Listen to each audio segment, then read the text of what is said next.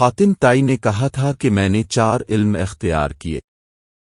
کسی نے پوچھا وہ 4 علم کون کون سے ہیں؟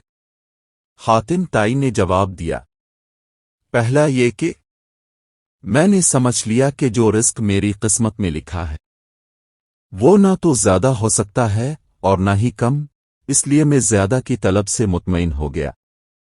دوسرا یہ کہ اللہ کا جو حق مجھ پر ہے وہ میرے سوا کوئی دوسرا اور ادا نہیں کر سکتا، اس لیے میں اس میں مشغول ہو گیا۔ تیسرا یہ کہ ایک چیز مجھے ڈھونڈتی ہے، وہ ہے موت، میں اس سے بھاگ نہیں سکتا ہوں، اس لیے میں نے اس کے ساتھ سمجھوتا کر لیا۔ چوتھا یہ ہے کہ میرا اللہ ایک ہے جو مجھ سے باخبر رہتا ہے، میں نے اس سے شرم رکھی اور برے کاموں سے ہاتھ اٹھا لیا۔